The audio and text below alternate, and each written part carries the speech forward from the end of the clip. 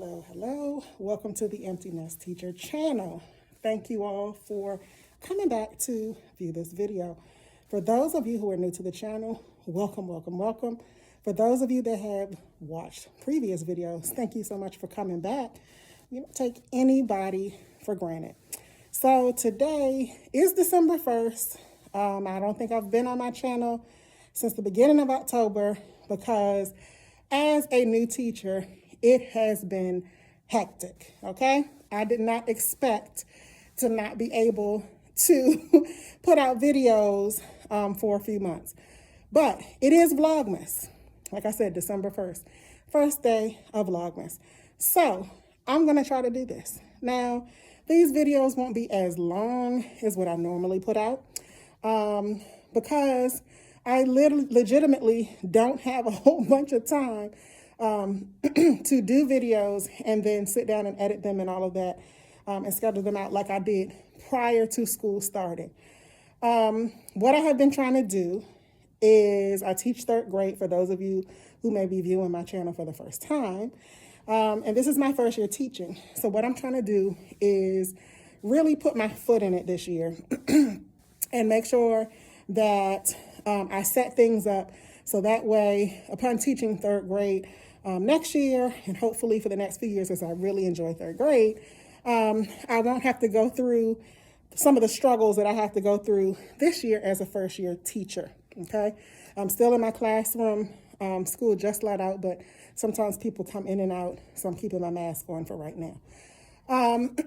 So I'm really trying to grind to make sure that in my lesson planning, and then even in file keeping and all of that, that I'm doing the best that I can so that I can come back, have a foundation, and next year and years after that, kind of come back and have a foundation to pull from. And I'll be able to tweak things as I need to, new things that I learn, add to it, and all of that. But I'm trying to lay the foundation this year. So it won't be this hard starting from scratch in the upcoming years. So I have to say that first quarter is over. First quarter ended for our district on November 16th. So like I said, today is December 1st. So it has ended a few weeks ago. And I have to say that, I had an okay first quarter. I said okay because it has been stressful, but at the same time, it hasn't been horrible at all. And so I'm in the middle. I'm not at the point where I don't want to do this anymore or anything like that. I don't have the teacher burnout because it is my first year. But because of the stress of being a first year teacher, the stress of students returning after the pandemic and, having to deal with those pandemic gaps on top of any other gaps that may have already existed prior to the pandemic, on top of going through a new teacher program and all of the requirements that I have to fulfill for that, it can be kind of stressful at times. Now, the way I deal with stress works for me. I kind of compartmentalize the things that may stress me out so that they don't stress me out to the point where I just kind of break down and I have to stop doing what I'm doing and I'm not able to function. So it works for me right now. I will try to get better with self-care and all of that as I go on this journey. But I think for this first year, I'm going to have to stick self-care in where I can and lay this foundation so I can really, take part in the self-care as the years go on. I think I've accepted that right now and I'm okay with that for the moment because I know I'm a new teacher. So I'm just in the process of trying to glean and learn everything that I can so that I can be as effective as I can in my first year. So there are a lot of things that you guys haven't seen in my classroom, so I'm going to show them to you. The updates, I still have not finished everything simply because there's so much to do. We've had testing. We're doing benchmark testing this week. We've started reading already the first session. We have to do the next session tomorrow for reading, and then we have math on Friday. And so that has been going on, trying to prepare the students for the benchmark testing. At the end of September, we did the iReady assessment. So we've had a lot going on a weekly basis. And I have to say, for the most part, I'm enjoying it. I still love the fact that I ended up becoming a teacher. Those of you, like I said, it may be your first time watching this video. I did not set out to become a teacher. I never in my wildest dreams would have imagined that I would become a teacher. And not only become a teacher, but enjoy it. But that is where I am in my life right now, and I'm grateful for it. That's a long story.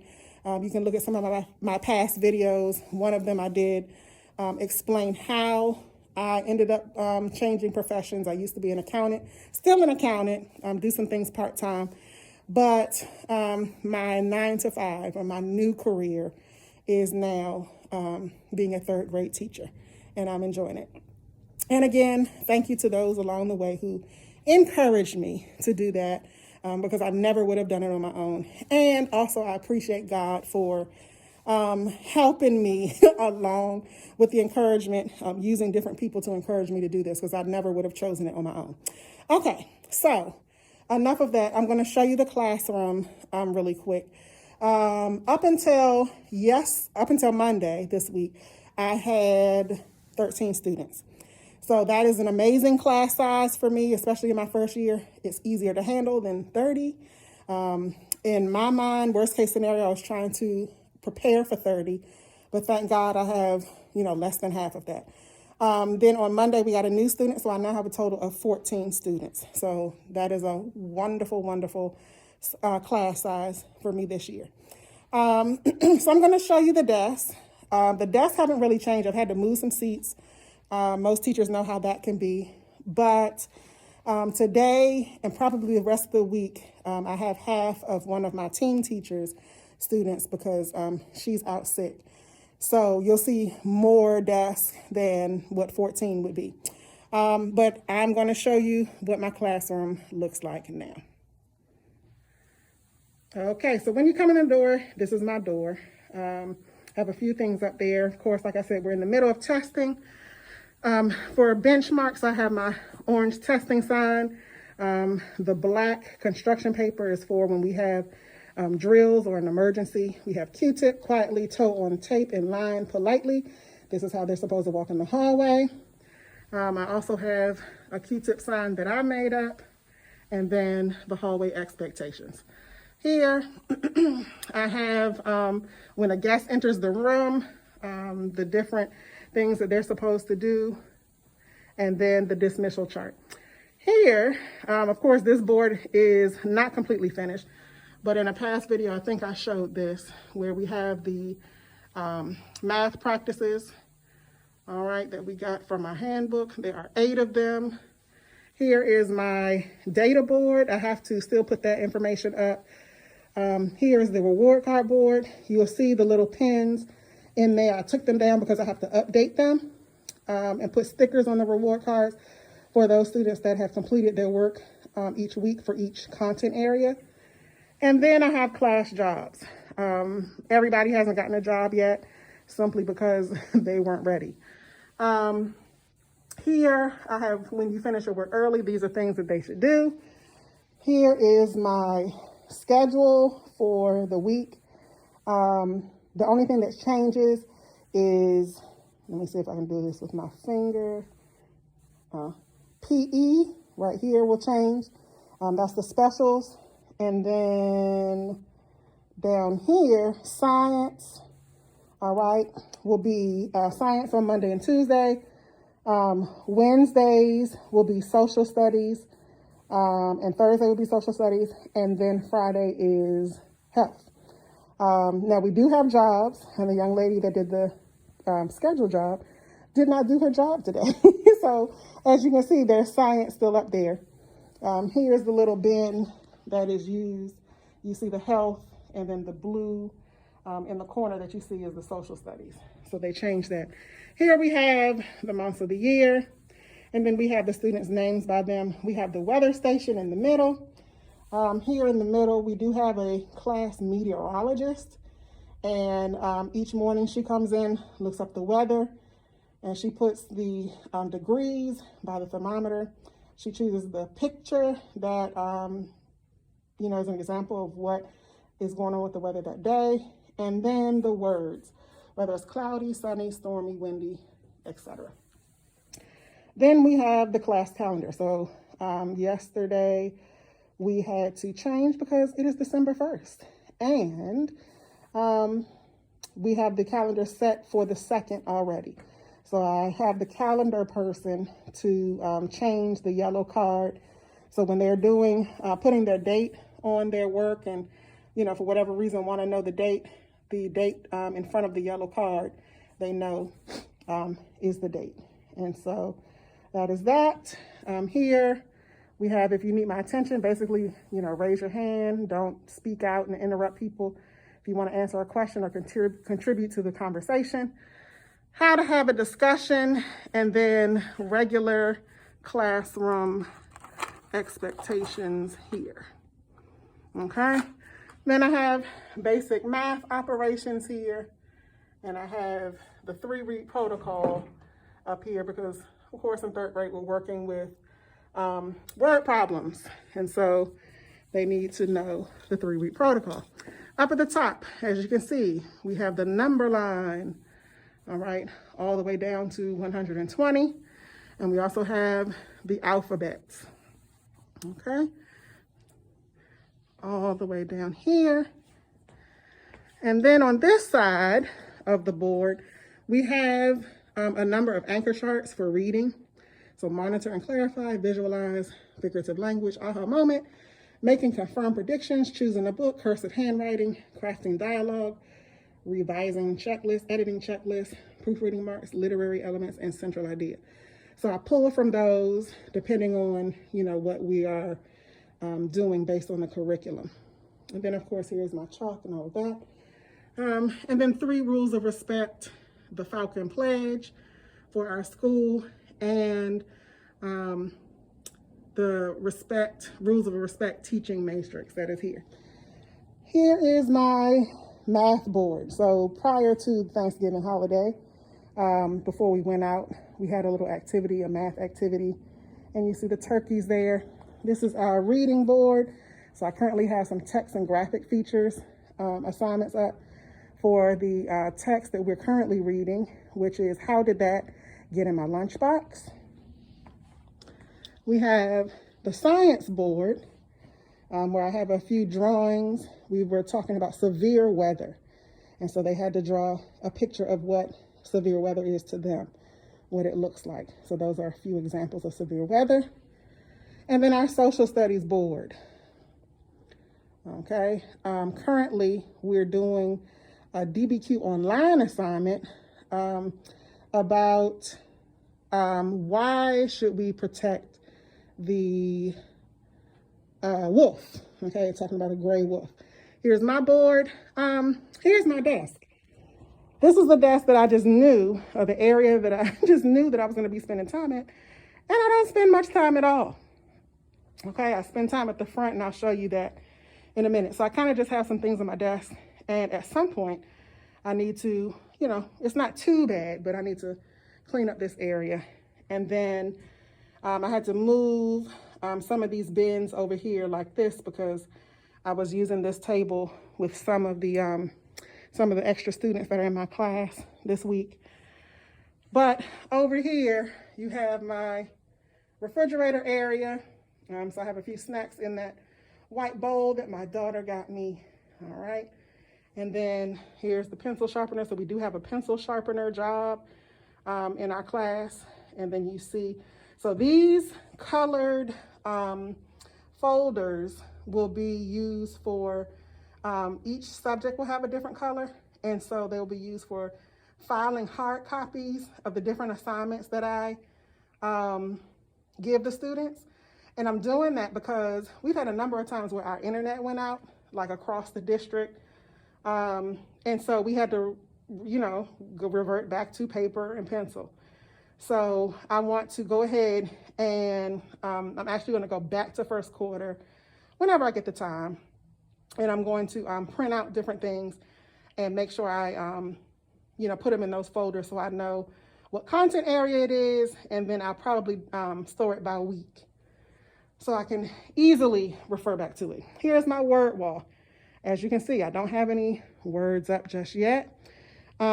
These are some of the words that have been up on my content area walls in past sections or units that we have taught. And so I need to laminate them so that I can put them up on my word wall. So when I get a chance, I will do that. And then next to my word wall is my health board. So I just took down the information and the work samples that were up there because we have to put new work samples up. So I will do that shortly. And then of course, here is some storage area for the Title I items. This used to be a Title I room. So that's why that stuff is still here. Here are some of my mindset, encouragement type area where they can see that they can train their brain, they can change the way they think, they can learn from others, solve problems, learn from mistakes, all of that good stuff, okay? And then this is kind of a storage area back here. All right, and I'm sorry if I'm breathing heavy because I still have this mask on. I have a sink in the room, as you can see, and then back up to the front. Now for my desk, I did, I have to put these videos up. Now, the thing is, I did do some videos, I shot some videos, but I haven't edited them yet. So you will see the video of how I put this chair together, and you will find out the funny fact about one side of this chair that I never got a chance to finish. So here is my front desk area. This is basically where I spend the most time, okay? As you can see, these are all the desks where the student desks are. I try to have an aisle so I can walk up and down the aisles when I need to, but this is my front desk. I did get this organizer from Amazon. I got 2 of them. You'll see the other one in a moment, but this is one organizer and there is the other one. So that helps me to organize some of my items. Okay, tissues and wipes and, you know, my little bowl of paper clips and stuff.